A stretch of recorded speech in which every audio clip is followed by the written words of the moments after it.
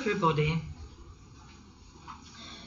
I have been writing stories for a while, and have also become a grandmother recently to a beautiful baby girl, and me being on the other side of the world, and not being able to see her, I thought it would be a good idea, with the use of technology, to give her a possibility to see me and hear me at the touch of a button. This is a story I have written about a grandmother and a little girl.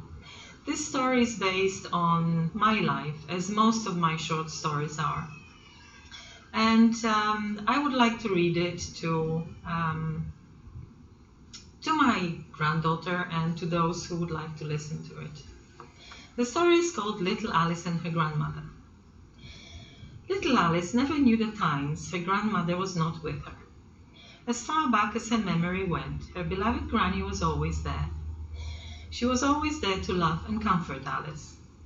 They even slept together in the same bedroom, not in the same bed, you understand, as this would have probably been rather uncomfortable, however much Alice loved her grandmother. And love her she did, from the bottom of her little heart. She loved everything about her. She loved her long but sleek hair, which Alice's granny always brushed away from her forehead and made a very tidy bun at the back of her head, using pins that were always left by the side of a bed for the night to rest. Alice loved watching how her granny unplaited her hair in the morning and brushed the long strands carefully with an old wooden bristle brush she kept next to the pins for friendly company. Alice also loved her crinkled face. Granny's face was so mega crinkled that there was not one spot on it which was smooth, not even her ears, which to Alice's amazement were crinkled too. Sometimes Alice would bring a mirror to compare her plump face with her granny's face, and touching the old lady lovingly with her soft hand, asked to be told stories about how her granny got those wonderful, fascinating wrinkles. For Granny often told Alice that every wrinkle hid a story, and that it was the benevolent Father Time that decorated the old lady in such an interesting way. So many stories wondered Alice, looking at her granny with her big brown eyes, excited and eager to hear them all. One of the more memorable ones was about a girl in the village and her constant wrangle with the hair she was endowed with. She grew so much hair that she was not able to plait it, as the strands were too thick to manage with ease. She was therefore forced to cut big chunks out of it, close to her head, to make it possible to plait the long, thin, defined hair. It was customary for the village girls to plait the hair and twist it at the back of their heads, or make a shape of a crown close to the top of it. To little Alice's ears it was an absolute marvel, this untold mass of hair. She could not get enough of this story and wanted to hear it over and over again, imagining this magnificent hair falling in a mass of wavy golden strands down to the girl's waist as she endeavored to give it the desired shape. How can anyone grow so much hair? Wondered Alice. This fascination originated in the fact that Alice herself was not endowed by nature in the hair department. Her own hair, however admired by many for it being curly and silky, never grew very long or abundant. To imagine what it was like and to feel the pride and enjoyment of being thus raised, little Alice would sometimes turn to the aid of her mother's stockings. She very cleverly devised a way to experience the enjoyment of having long hair by twisting and plaiting the stockings in a way that they created long braids. She would then lie on the side of a bed with the top end of the stockings on her head and the others flowing down the side of the bed. This game was always fun, and Alice later incorporated the idea into a game of pretending to be princesses with her best friend. For of course princesses were never complete without long golden tresses.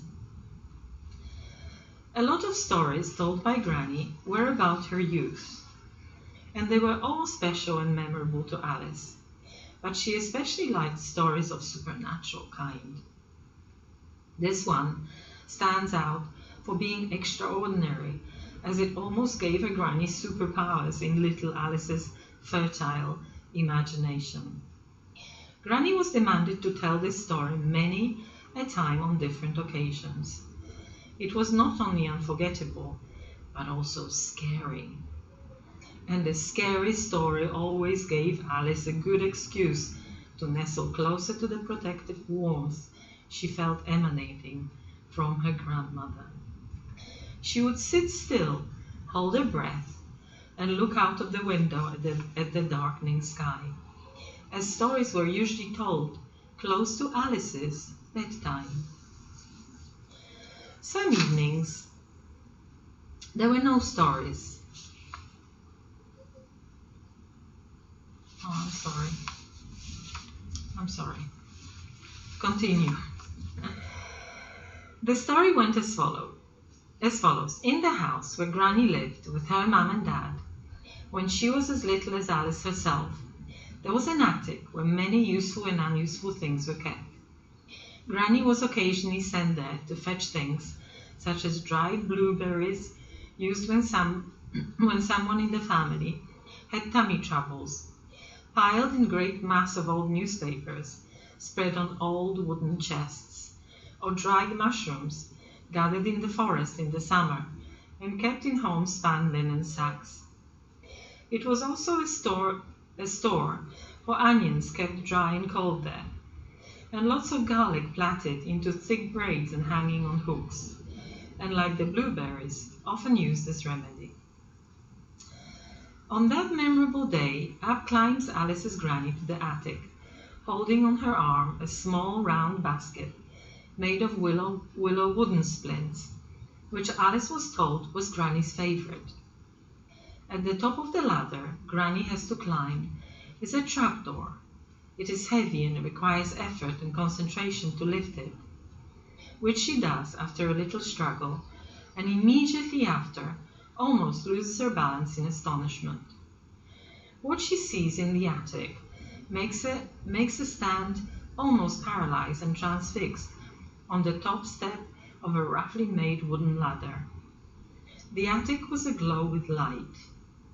There was nothing else visible in the attic but this glowing and shimmering, silvery, golden light filling it to the brim like a misty cloud. As Alice's Granny was standing there, captivated by the sight, the golden cloud slowly took a form of an angel with its wings outstretched.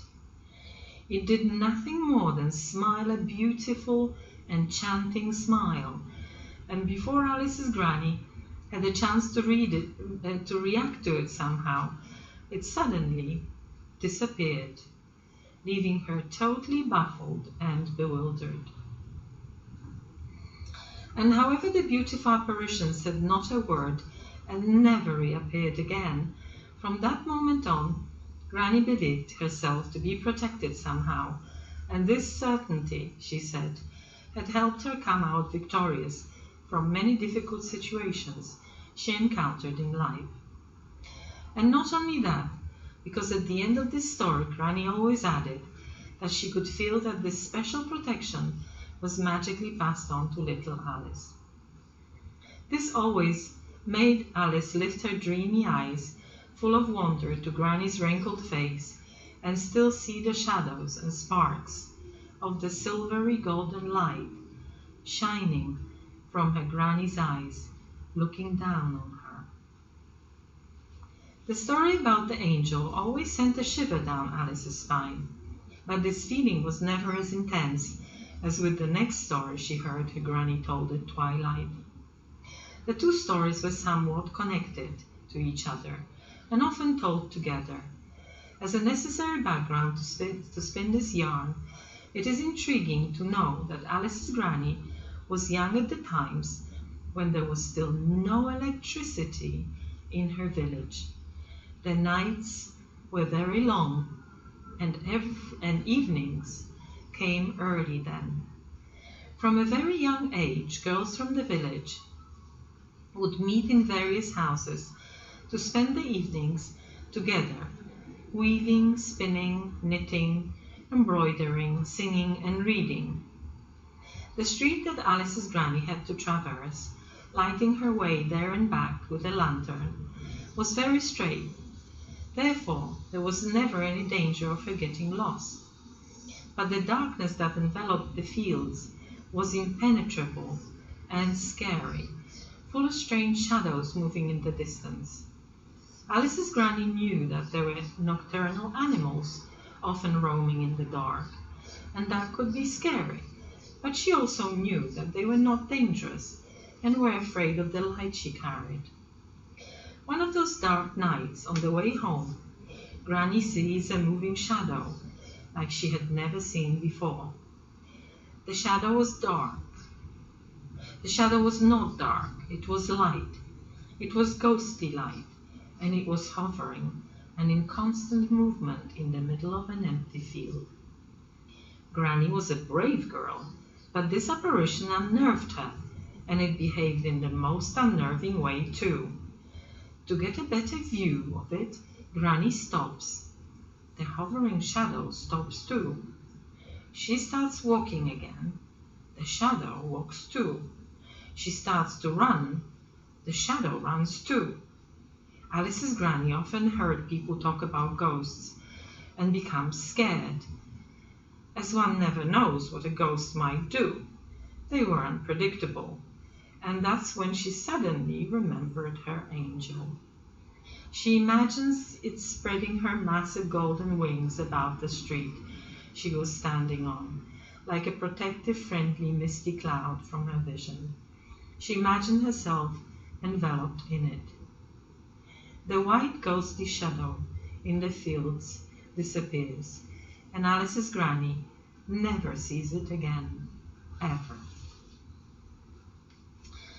Some evenings there were no stories, just a quiet time looking out of the window together. Alice's granny loved life, and everyday hustle and bustle of shopping and cooking. While out, she often stopped to talk to people she knew. Excuse me. In and around the neighborhood. She was a friendly soul, and other women often wanted to chat to her, sometimes asking her advice, which she was always very happy to give. And just as her days were full of activities, and little Alice was her constant shopping and cooking and chatting companion, Alice's grandmother loved also those quiet, wondersome evening interludes. The moments when they both stood at the window, with their chins propped up with their hands, elbows on the windowsill, watching the evening stillness outside.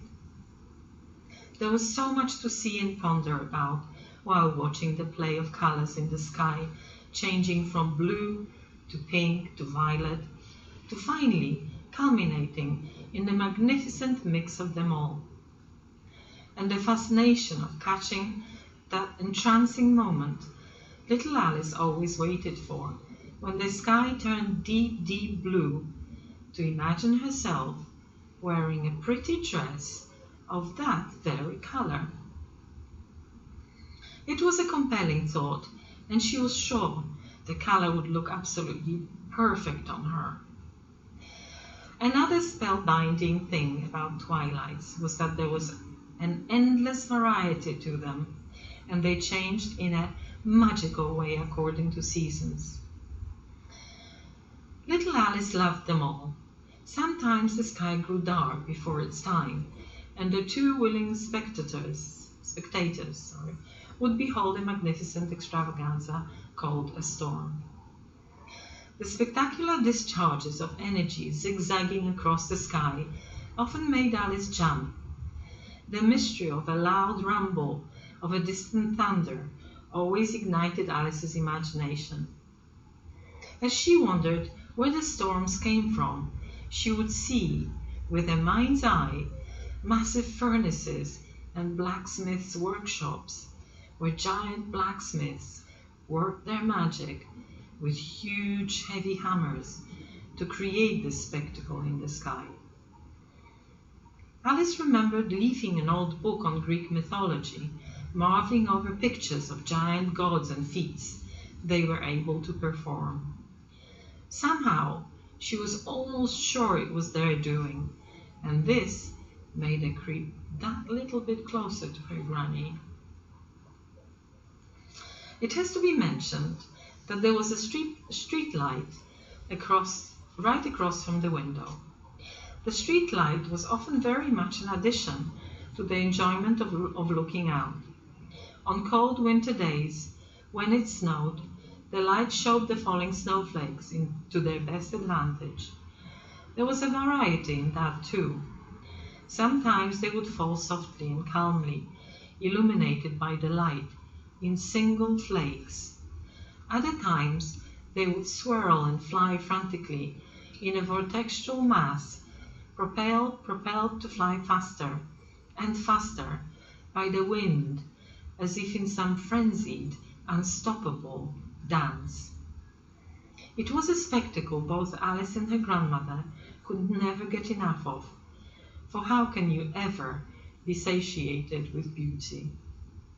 They would often stand there for ages, occasionally looking at each other, both, it appeared, with a feeling of disbelief about how much fun one window and one street lamp could provide. Now, if you think Alice was this forever agreeable child that never got herself into trouble, you could not be further from the truth. Apart from those evening moments of peace, she was as lively as any little girl can be. This liveliness was an occasional cause for snippets of grief it would bring on. Little Alice loved playing outside with her friends, and many a time she would get so engrossed with the games that she would forget to mind the time, always appointed by her father for her return home. Knowing that she overstepped the boundary, Alice would, under these circumstances, try to sneak in unseen to the house, usually to no avail, as her father was extra vigilant on these occasions. But fortunately for Alice, so was her guardian angel in the form of her granny. She would often stand between little Alice and her father and spread her arms over Alice as if they were wings of the above-mentioned apparition, and looking him straight in the eye, challenge him to pick on someone of his own size.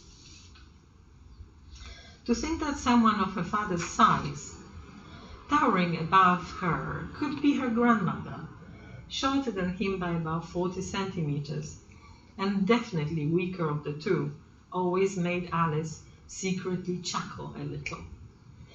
Unless he was in tremendous hurry, though, which sometimes momentarily saved her bacon, Alice usually got severely told off nevertheless, and more often than not, grounded as a punishment for her insubordination. This naturally never stopped her from having more adventures.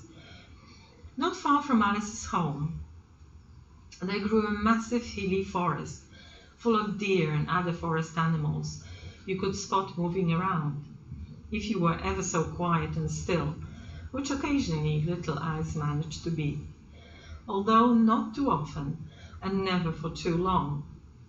Nevertheless, each one in her own way, they both loved the forest for its compelling beauty, and it was like a magnet to them, especially during the warm, long summer days. Hand in hand, Alice usually skipped, but not letting go of her granny's hand, they would walk along the path, forever strewn with last year's leaves, almost mashed into soft, brown, fragrant powder. As they walked, they could hear birds singing and fluttering among the rustling leaves, which were pulled about by a gentle summer breeze. frolicking mischievously among them. The adventures, for every walk was an adventure to Alice, would usually turn their steps towards Alice's favourite destination. It was a nook in the forest, where on a sandy mound, roots of some trees created a maze, which, with a little imagination, became not only cities, but whole worlds. There Alice's toys were taken on epic adventures, never to be heard of before or after. Granny's habit invariably was to sit on the roots with her legs outstretched, still and peaceful, and silently listening to the little child's prattle, and observing and talking and taking in the beauty of the forest around her. So much enjoyment was to be seen on those occasions in the wrinkled face, that the trees themselves in response murmured and whispered, satisfied. It was their way to show their approval of the loving visitors who took so much pleasure in their company. At least, that is what both Alice and her granny believed. Little Alice is a grandmother herself now, and although her granddaughter is still too little to be told stories and taken on adventures, Alice has planned to honor her own grandmother's legacy by intending to be to her grandchildren what her grandmother was to her, a loving and protecting presence, since love is the most precious gift to be cherished and to be passed on from generation to generation. Thank you very much. I hope you enjoyed listening to it as much as I enjoyed writing it. Bye, and maybe see you again.